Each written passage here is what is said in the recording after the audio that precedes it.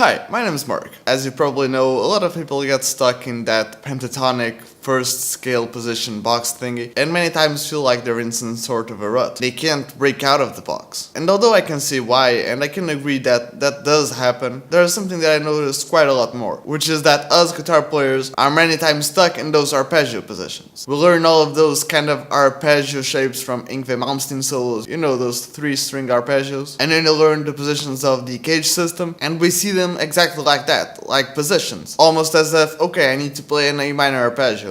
Oh, I know that position down there on the 12th fret, so I need to go to the 12th fret. And it doesn't really need to be like that. The example I'm going to show you is the lick from Marty Friedman's solo on Holy Wars, and it's actually the very first lick in the very first solo. You know which one I'm talking about. I can't play it because my video is going to get taken down, but if you don't know which one it is, don't worry. I'll play it to you and break it down and show you how you can break out of these arpeggio positions and kind of blend them together. But before I do, I just want to say, please subscribe to my channel. You're probably aware that YouTube's been acting a little bit weird lately.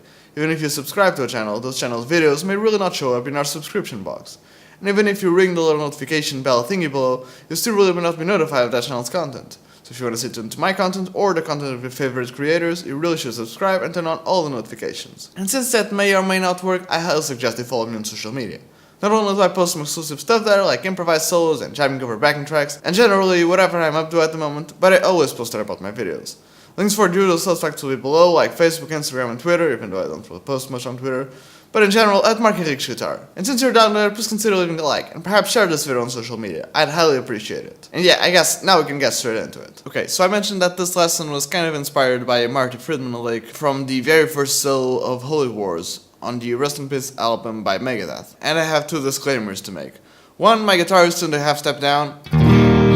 I was just really feeling like playing the Strat today, and I have it set up for E flat, so yeah, but don't really worry too much because I'm not really teaching you very specific licks, I'm just showing you the roadmap and then getting you to trying to apply it on your own. The other disclaimer is, when I was, I don't know, probably like 15, 16 maybe, I don't know, and I started to really get into guitar, I tried to sort of figure this out by ear, and it may not be fully correct. I haven't really developed my ear picking skills. These may not be the exact notes he plays, and even if they are, maybe he doesn't play it in this position, but I use this sort of idea quite a lot, and when I think about it, I think it as the Holy Wars solo. So even if it's not technically correct as being a part of the Holy Wars solo, I think you can still learn from it. So here's the lick sort of the way I learned it.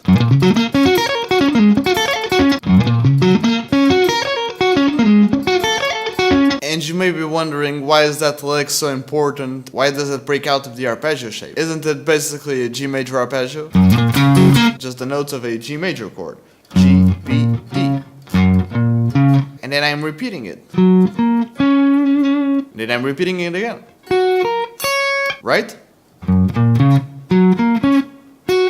And if I wanted to play a G major arpeggio, there are tons of shapes and positions I can use. I could of course use this one, but I could also use this one. And even when I repeat the arpeggio, I don't really have to do it like that. I can do it like this. Right? Or maybe...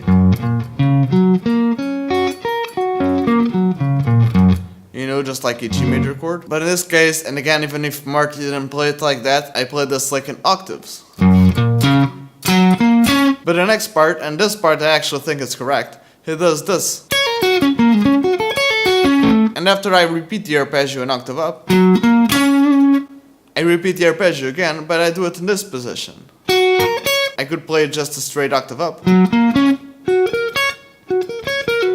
but I play it like this.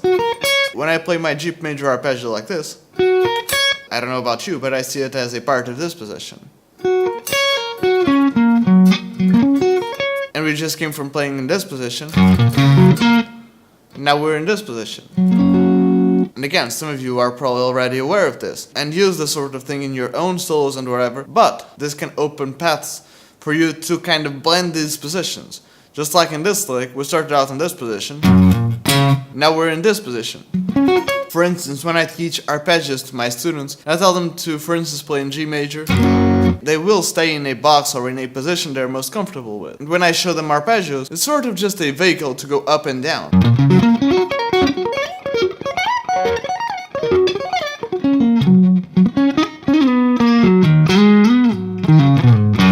But it doesn't need to be like that. You can use it as Marty did to sort of blend positions. Let's take something in A minor, for instance. You don't need to now be playing in this position. You can if that's what you want to, but if you want to get back to that position, you can again stitch those positions together, remember. Those are still the notes of the A minor chord. You can, for instance, do something like...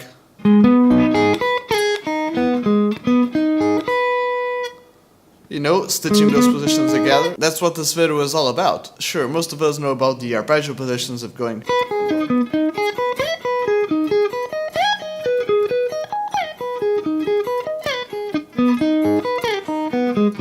And you can get from the first position to the next position or to the third position just by using arpeggios. Oh, and I'm now in this position. But remember, those are just positions. They have the exact same notes. So even though you may be playing different arpeggio positions, you don't really need to be broken out into pieces. Like, okay, this is one position, this is the other one, this is the other one. Remember, if you're in this position... and you want to get back to the first position, you can get there without really going, okay, I want to get to the first position, so I need to go. The notes are all the same. You could, for instance, go to this position.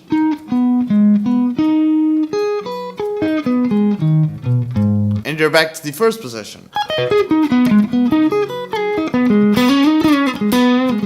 You don't need to strictly go with each position. As some sort of a final example, another one would be if you go...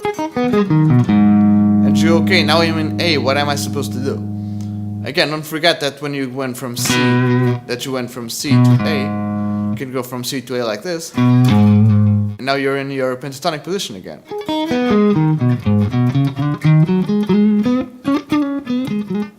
But yeah, I don't know, what do you think? Is this something that you were already using before, or were you mostly stuck in those arpeggio positions? Back then when I sort of learned the Holy War solo, it was a game changer for me, but perhaps this is something you already do. I don't know, leave it in the comment section below.